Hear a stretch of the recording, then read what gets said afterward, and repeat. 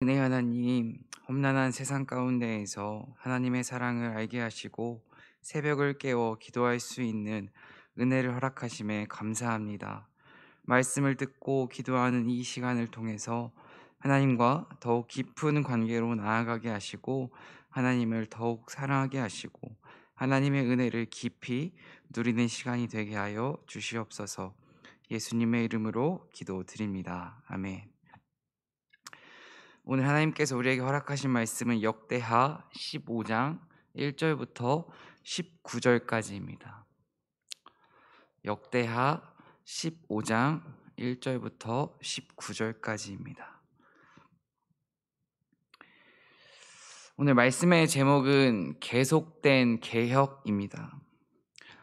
마틴 루터가 종교 개혁을 했던 복음의 핵심은 개혁의 핵심은 복음의 본질로 돌아가자는 것이었습니다. 그렇다면은 우리는 기독교 신앙, 복음의 본질이 무엇인지 알고 있어야 합니다. 기독교 신앙, 복음의 본질이 무엇입니까? 단순하게는 말씀과 기도로 말할 수 있고요. 조금만 더 구체적으로 말하자면 두 가지로 말할 수 있습니다.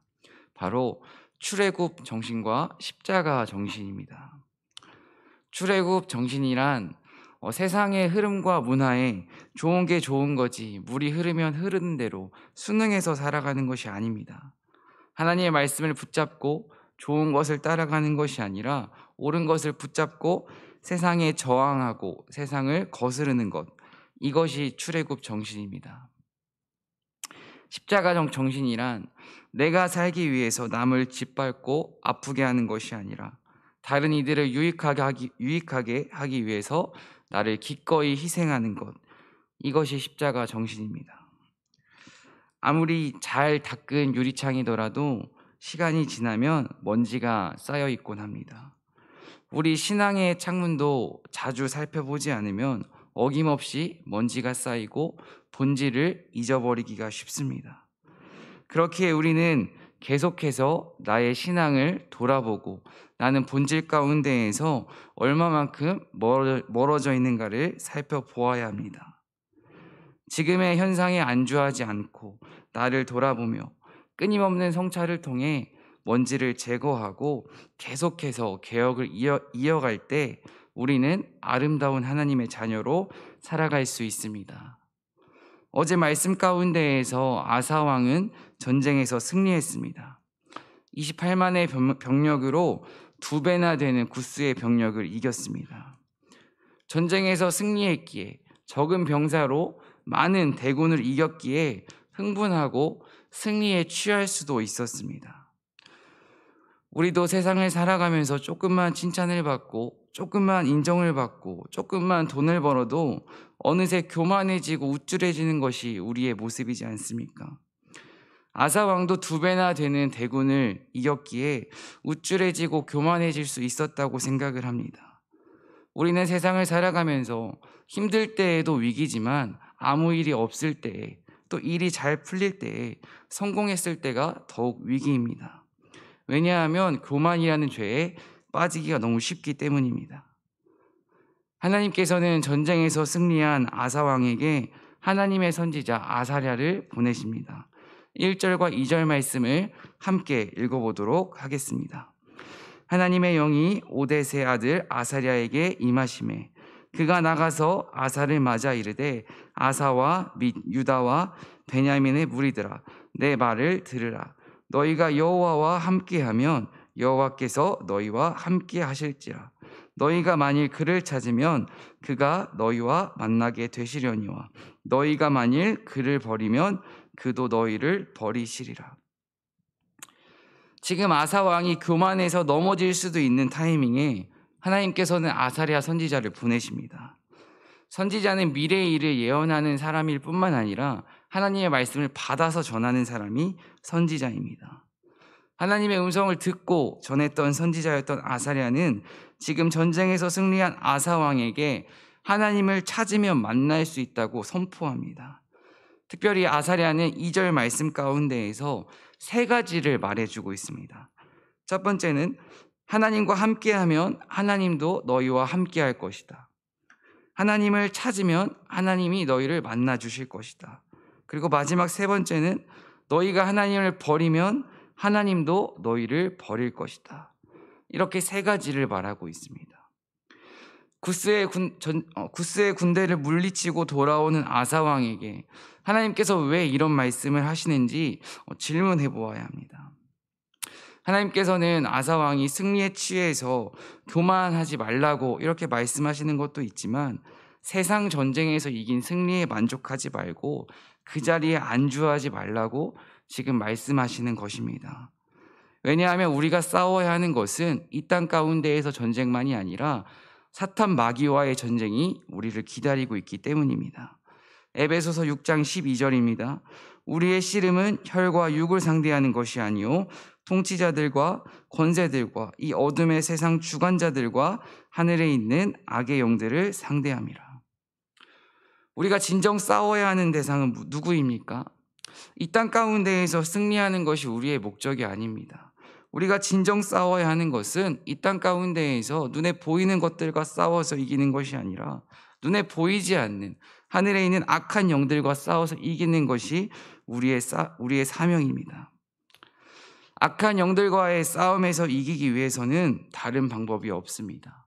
하나님을 더 찾아야 하고 하나님을 더 의지해야 하고 하나님을 더 가까이 해야 합니다. 오늘 말씀에서 하나님은 말씀하십니다. 하나님을 가까이 하는 사람에게는 반드시 함께 하겠다고. 반대로 하나님을 찾지 않는 사람에게는 하나님께서는 함께하지 않겠다고 말씀하십니다. 지금 나의 삶 가운데에서 내가 하나님을 더 찾기 위해서 해야 하는 것이 무엇인지 고민하고 기도하는 이 새벽 되길 간절히 소망합니다. 특별히 내가 하나님을 사랑하고 싶은데 하나님과 나 사이를 막고 있는 것이 무엇인지 정확하게 알아야 합니다. 내가 하나님보다 더 사랑하는 것이 우상이기 때문입니다. 나를 괴롭히면서 사라지지 않는 그 우상을 제거하기 위해서는 끊임없이 주님을 의지하는 방법뿐이고 하나님을 더 사랑하는 방법밖에 없습니다. 이 새벽 기도하실 때에 다른 어떤 것보다 하나님만을 가장 사랑하게 하소서 이렇게 기도하는 시간 되길 소망합니다. 3절부터 6절까지 말씀을 함께 살펴보도록 하겠습니다. 읽겠습니다. 이스라엘에는 참 신이 없고 가르치는 제사장도 없고 율법도 없은 지가 오래되었으나 그들이 그 환난 때에 이스라엘 하나님 여호와께로 돌아가서 찾음에 그와 그들과 만나게 되셨나니 그때에 온 땅의 모든 주민이 크게 요란하여 사람의 출입이 평안하지 못하며 이 나라와 저 나라가 서로 치고 이 성읍이 저 성읍과 또한 그러하여 피차 상한 바 되었나니 이는 하나님이 여러 가지 고난으로 요란하게 하셨음이라. 3절 말씀을 살펴보면 지금 이스라엘에는 세 가지가 없습니다. 첫 번째는 참 신이 없습니다. 참 신이 없다. 이스라엘은 하나님을 유일한 여호와 하나님으로 여기지 않았다는 것입니다. 사사시대와 같이 하나님을 자신들의 왕으로 삼지 않고 우상으로 섬겼다는 것입니다. 사사시대의 특징이 무엇입니까? 한마디로 요약할 수 있습니다. 한마디로 요약하자면 자기 소견에 옳은 대로 행하니라. 내 생각대로, 내 뜻대로, 내 하고 싶은 대로 행동하고 판단하고 생각하는 것, 그것이 사사시대의 특징입니다. 하나님은 믿는다 말하지만 내 생각대로 하고 싶은 것을 다 하고 먹고 싶은 것을 다 먹고 사고 싶은 것을 다 사는 것, 그렇게 살고 있다면 내가 정말 하나님만을 참신으로 생각하고 있는지를 돌아보아야 합니다. 두 번째는 제사장이 없다고 나와 있습니다. 오늘 말씀에서 제사장이 없다는 것을 단순하게 그 시대에는 제사장이 없었구나 이렇게 생각하시면 안 됩니다. 그 시대에 제사장은 존재했습니다. 지금 제사장이 없다는 것은 제사장이 있지만 제대로 사명을 감당하는 제사장이 없다는 것을 의미합니다. 하나님께서는 레위 자손에게 제사장이라는 직분을 허락하셨습니다. 제사장은 죄를 분별해야 했고 또 하나님의 말씀을 가르쳐야 했고 사람들을 예배를 통해서 하나님께로 나아갈 수 있도록 도와주어야 했습니다. 하지만 이 제사장이 타락했기 때문에 백성을 제대로 인도하지 못했습니다. 하나님께서는 우리 모두에게 제사장이라는 신분을 허락하셨습니다. 내가 있는 그 자리 가운데에서 이 거룩한 사명을 감당하지 못한다면 이름뿐인 그리스도인으로 세상에 악한 영향력을 줄 수밖에 없습니다.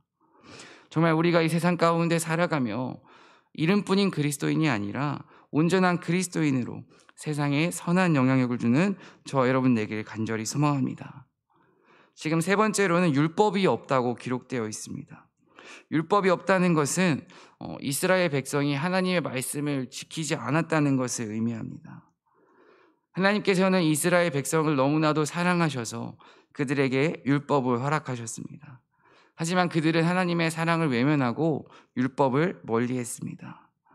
이렇게 참 신이 없고 제사장이 없고 율법이 없던 결과가 5절과 6절 말씀에 나와 있습니다. 제가 메시지 성경으로 5절과 6절을 읽어드리도록 하겠습니다. 그때는 먹고 먹히는 살벌한 세상이었고 먼저 차지하는 자가 주인이 되는 때였습니다. 어느 땅을 막론하고 다음날 무슨 일이 벌어질지 아무도 몰랐습니다. 나라가 나라를 치고 성읍이 성읍을 쳤습니다. 하나님께서 그들에게 온갖 고난을 풀어 놓으셨습니다. 지금 하나님이 없고 말씀이 없고 제사장이 없는 이것의 결과는 고난의 연속입니다. 내 삶 가운데 아픔이 계속해서 이어지고 어려움이 너무나도 가득하다면 우리가 하나님한테 그것을 놓고 기도하기 이전에, 불평하기 이전에 스스로 질문해 보아야 합니다. 지금 내 삶 가운데 하나님이 없지는 않은가? 지금 내가 제사장이라는 그 신분을 망각하고 있지는 않은가? 내가 정말 말씀을 눈으로만 보고 있지는 않은가? 이 세 가지를 먼저 질문해 보아야 합니다. 그리고 내 삶 가운데 없는 것들이 있다면 하나님, 제가 이것을 가까이 하게 하여 주시옵소서. 이렇게 기도하며 나아가야 합니다. 불평과 불만을 하기 이전에 나의 삶을 먼저 돌아볼 줄 아는 주님의 자녀가 되길 간절히 소망합니다. 어려운 세상 가운데에서 세상을 의지했던 이 백성들의 결과는 고난입니다. 반대로 어려운 세상 가운데에서 세상을 찾지 않고 하나님을 의지했던 사람들의 결과는 7절에 나와 있습니다. 7절을 제가 읽어드리도록 하겠습니다. 새 번역입니다. 그러나 임금님과 백성은 기운을 내십시오. 낙심하지 마십시오. 임금님과 백성이 하는 수고에는 상급이 따를 것입니다. 하나님을 향한 진심을 품고 하는 수고는 사람은 몰라줄 수 있지만 하나님은 반드시 알고 계십니다. 그리고 세상과 비교할 수 없는 하나님의 상급으로 갚아주십니다. 예전에 군대를 전역하고 저희 아파트 입구에 엘리베이터 앞에 있던 문구가 아직도 기억이 남습니다. 열매를 맺고 싶거든 꽃을 버려라. 이 문구가 엘리베이터 앞에 붙어 있었습니다. 우리가 이 세상을 살아가면서 열매를 맺고 싶으면 꽃을 버려야 합니다.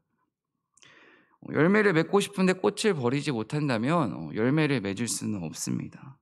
우리가 하나님 나라의 열매를 맺기 위해서는 세상에서 말하는 유익과 기쁨을 버려야 합니다. 세상에서 말하는 유익과 기쁨을 버리다 보면 기운이 나지 않을 수도 있습니다. 낙심할 수 있습니다. 실망하고 넘어질 수 있습니다. 하지만 우리는 지금 눈앞에 보이는 것을 믿고 살아가는 사람들이 아니라 머지않아 그날에 하나님이 우리에게 허락하실 것을 기대하며 살아가는 사람들이기에 하나님께서 하나님의 때에 일하실 것을 믿고 살아가야 합니다. 눈앞의 것만을 보며 살아가는 것이 아니라 머지않아 그날에 찾아오실 하나님을 기대하며 기도하는 저와 여러분 되길 간절히 소망합니다. 8절부터 15절까지 말씀을 함께 읽어보도록 하겠습니다. 아사가 이 말 곧 선지자 오뎃의 예언을 듣고 마음을 강하게 하여 가증한 물건들을 유다와 베냐민 온 땅에서 없애고 또 에브라임 산지에서 빼앗은 성읍들에서도 없애고 또 여호와의 낭실 앞에 있는 여호와의 제단을 재건하고 또 유다와 베냐민의 무리를 모으고 에브라임과 므낫세와 시므온 가운데에서 저희 중에 머물러 사는 자들을 모았으니 이는 이스라엘 사람들이 아사의 하나님 여호와께서 그와 함께 하심을 보고 아사에게로 돌아오는 자가 많았음이더라. 아사왕 제15년 셋째 달에 그들이 예루살렘에 모이고 그날에 노력하여 온 물건 중에서 소 700마리와 양 7,000마리로 여호와께 제사를 지내고 또 마음을 다하고 목숨을 다하여 조상들의 하나님 여호와를 찾기로 언약하고 이스라엘 하나님 여호와를 찾지 아니하는 자는 대소남녀를 막론하고 죽이는 것이 마땅하다 하고 무리가 큰 소리로 외치며 피리와 나팔을 불어 여호와께 맹세하매 온 유다가 이 맹세를 기뻐한지라. 무리가 마음을 다하여 맹세하고 뜻을 다하여 여호와를 찾았으므로 여호와께서도 그들을 만나 주시고 그들의 사방에 평안을 주셨더라. 아멘. 선지자를 통한 하나님의 도전에 아사는 응답했습니다. 그런데 그냥 응답하지 않고 즉시 응답했습니다. 우물쭈물하지 않았습니다. 고민하지 않았습니다. 즉시 순종해서 지금 가증한 물건과 우상들을 제거하고 있습니다. 그리고 여호와의 제단을 재건하고 있습니다. 유다와 베냐민은 물론이고 북이스라엘에서 신앙을 지키기 위해서 내려온 사람들까지 지금 모두가 한 마음으로 마음을 모아서 우상은 버리고 오직 하나님만을 섬기기로 언약합니다. 이렇게 즉시 순종했던 결과가 오늘 말씀에 두 가지로 나와 있습니다. 첫 번째로는 아사에게로 돌아오는 자가 많았음이더라. 9절 말씀입니다. 아사가 즉시 순종했기 때문에 하나님께서는 아사에게로 돌아오는 자가 많았다고 말씀을 하십니다. 아사 왕은 하나님과 올바른 관계를 맺고 있었습니다. 하나님을 가장 사랑했고 하나님을 진정 의지하고 싶어 했던 왕이 아사 왕입니다. 그렇게 선한 영향력을 주는 이 왕의 모습을 보고 지금 사람들이 찾아오고 있습니다. 오늘 말씀을 묵상하며 우리는 기억해야 합니다. 하나님과 바른 관계를 가진 사람은 세상 사람들에게 영적인 본보기가 되고 선한 영향력을 줍니다. 여기서 말하는 선한 영향력은 나의 모습을 통해서 하나님의 사랑이 전해지고 사람들이 하나님께로 돌아오는 것을 의미합니다. 우리의 삶 가운데 우리의 삶을 통해서 이러한 선한 영향력이 넘치길 간절히 소망합니다. 즉시 순종했던 두 번째 결과는 하나님께서 평안을 허락하십니다. 그런데 그냥 평안을 주시는 것이 아니라 사방에 평안을 주셨다고 기록되어 있습니다. 평안을 주신다는 것은 안식과 쉼을 준다는 의미입니다. 하나님께 즉시 순종했을 때 우리가 받을 수 있는 결과는 세상이 줄 수 없는 쉼과 안식입니다. 오늘 기도하시면서 지금 내가 즉시 순종해야 하는 것이 무엇인지 기도했으면 좋겠습니다. 즉시 순종해야 하는 것, 누군가를 용서해야 하는 것일 수도 있습니다. 시간을 구별해서 기도해야 하는 것, 이것을 즉시 순종해야 될 수도 있고요. 멈추었던 성경을 다시 읽는 것, 나의 물질을 내어드리는 것, 나의 삶을 주님께 드리는 것, 정말 다양하게 나의 삶 가운데에서 하나님께 즉시 순종해야지만 우물쭈물하고 있는 것이 있을 것입니다. 정말 우물쭈물 어쩔 수 없이 미루다 순종하는 것이 아니라 하나님의 말씀에는, 하나님이 주신 감동에는 즉시 순종하여서 하나님이 주시는 평안을 누리는 우리가 되길 간절히 소망합니다. 16절부터 19절까지 말씀을 함께 읽습니다.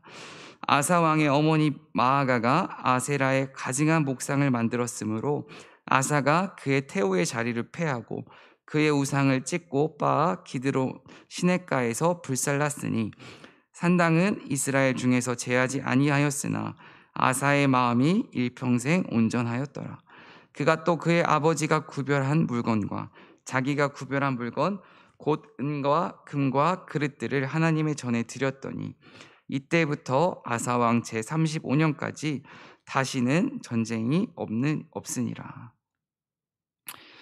지금 마아가에게 아세라의 가증한 목상이 발견되자 그를 태우의 자리에서 폐합니다. 어떻게 보면 과감한 결단을 내린 것입니다. 가족이기 때문입니다. 우상을 척결하기 위해서, 또 하나님을 사랑하기 위해서라면 지금 아사 왕은 가장 가까운 가족까지 쳐내고 있습니다. 가족을 쳐내는 아사 왕의 마음이 어떠하였을까요? 너 잘됐다, 이제 가라, 이런 마음이었을까요? 그렇지 않다고 생각합니다. 너무나도 마음이 아프지만 확실한 것은 하나님 앞에서 죄를 지었기 때문에 미워하는 마음으로 그를 쳐낸 것이 아니라 사랑하는 마음으로 그를 쳐냈으리라고 생각합니다. 때로는 우리가 인생을 살아가면서 가장 가까운 가족조차도 나를 외면할 때가 있습니다. 하지만 그것이 내가 하나님을 사랑하는 것으로부터 나오는 것이라면 우리는 포기하지 않고 그 길을 걸어가야 합니다. 그리고 또 반대로 내가 사랑하는 가족이 하나님 보시기에 옳지 않은 일을 하고 있다면 반드시 짚어주고 주님 앞에 같이 엎드리는 시간을 가지셔야 합니다. 하나님께 그렇게 순종했던 결과는 35년 동안 전쟁이 없는 평화입니다. 우리가 이 세상 가운데에서 평화를 누리고 싶다면 하나님의 말씀을 듣고 순종하고 응답해야 합니다. 정말 이 새벽 기도하시면서 내가 하나님보다 더 사랑하는 것이 있다면 과감히 버릴 수 있는 용기를 달라고, 또 하나님의 사랑이 내 마음 가운데 들어와서 나의 삶을 개혁해 달라고, 그리고 하나님이 주시는 평안을 누리면서 살게 해달라고 기도하는 시간이 되었으면 좋겠습니다. 오늘 말씀을 마무리하도록 하겠습니다. 오늘 말씀을 쭉 살펴보시면 삶의 평안은 하나님과의 관계 속에서 나온다는 것을 우리는 알 수 있습니다. 하나님과의 관계가 깊은 사람이 하나님이 주시는 평안을 지금 누리고 있습니다. 아사 왕은 하나님과의 관계가 깊어지기 위해서는 발버둥 쳤던 사람입니다. 그랬던 그에게 지금 하나님께서는 사방의 평안을 허락하십니다. 지금 나의 삶에 평안이 없다면 무엇보다 하나님을 간절히 찾으시길 소망합니다. 그리고 나의 삶을, 내 신앙을 정말 개혁하셔야 합니다. 하나님을 찾고 하나님이 내 마음에 들어오시고 내 마음 가운데 주인이 되시고 내 먼지가 쌓여있는 신앙이 개혁될 때에 우리는 평안을 누릴 수 있습니다. 이 평안을 오늘 하루 누리는 저와 여러분 되길 간절히 소망합니다. 기도하겠습니다. 사랑과 은혜의 하나님, 언제나 나를 향해 손을 내미시는 하나님의 손길을 외면하지 않게 하여 주시옵소서. 하나님의 손을 붙잡고 하나님의 말씀을 중심으로 나의 삶을 끊임없이 개혁할 수 있게 하시고 하나님과 깊은 관계로 나아감을 통하여서 이 세상 사람들에게 선한 영향력을 주는 주님의 자녀가 되게 하여 주시옵소서. 하나님을 가까이 하며 하나님이 주시는 평안을 누리길 소망합니다. 하나님 가까이 하는 것이 가장 큰 복임을 깨닫게 하시고 하나님을 더 사랑하기를 간절히 원하게 하여 주시옵소서. 이 시간 특별히 육신의 연약함으로 고통 가운데 있는 이들이 있습니다. 주님께서 기억하여 주시고 주님의 손으로 위로하여 주시고 주님의 치유를 허락하여 주시옵소서. 정성껏 예물과 함께 기도 제목을 가지고 나온 이들을 주님께서 기억해 주시고 이 간절한 기도 제목에 주님의 풍성한 응답을 허락하여 주시옵소서. 오늘 하루도 우리의 삶 가운데 함께 하실 하나님을 기대합니다. 언제나 우리를 사랑하시는 예수님의 이름으로 기도드립니다. 아멘.